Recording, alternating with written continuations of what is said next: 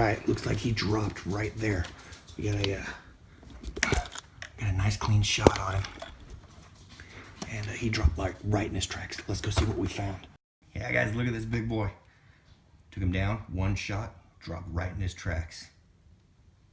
All right, I'm gonna get him cleaned and dressed. We'll head on inside for a chat.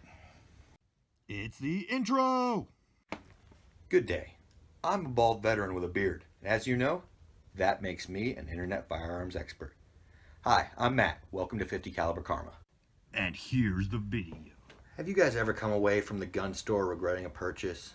You know, you look at the gun in your hand later on or after you fire it and you say, man, this is just kind of a piece of crap. And I am really not happy I have this. I have not. So don't come here looking for a lot of really nasty critical reviews. They might happen someday, but today is not that day. Speaking of today, we are talking about my Mossberg Maverick 88. It is the 8-shot 12 gauge with the little bitty short security barrel. They actually do not make a field barrel for the 8-shot. So I guess sometimes I do regret, wish I had the 6-shot so I could switch out to a field barrel and go, you know, shoot some skeet or some turkeys or what have you. But this is my security shotgun, so I'm not going to worry about it.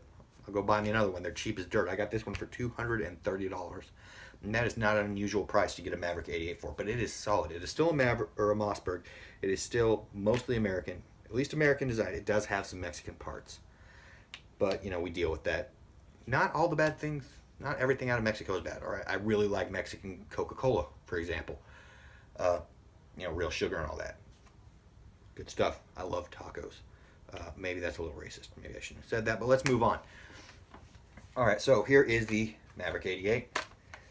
It's got polymer, and it's just like the Mossberg 500 in most respects. In most items, you can switch out between the two just fine. If I could find a 500 barrel that would fit the 8-shot cylinder, then or a tube, then I would be able to put it on this gun, no problem. However, there's two problems. The fore end was slightly different.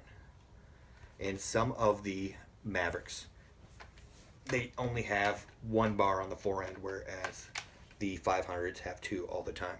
And then there is the safety. On your standard Mossberg 500s, you have a thumb safety right here on the tang. On these, you have a front of the trigger guard safety. It's right here. I don't like that much. It's, as we've discussed before, I'm left-handed. So when I have the gun ready to go, the easiest way for me to push it is safe. Now, yeah, it's fairly easy for me to go like that and pop it off a safe when I need to, but I don't want to have to think about that in the middle of the night when something goes bump. But besides that, I'm pretty fond of it.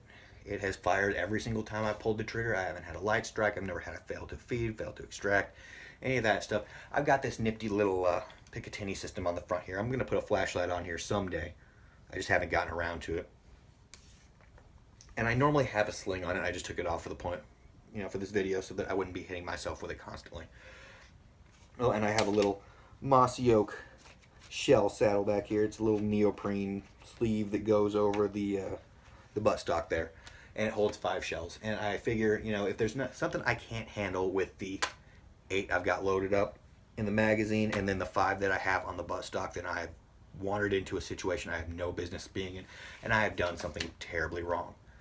So, yeah, I would highly recommend it, especially for right-handed shooters who aren't going to have trouble with that safety. And I love it. You know, you're going to notice this sometimes on my channel. I'm going to get caught up staring at these guns because I think a lot of guns are really pretty, and I like to just look at them, hold them, feel the weight in my hands of good, solid craftsmanship, real steel, even the polymers when they're well made.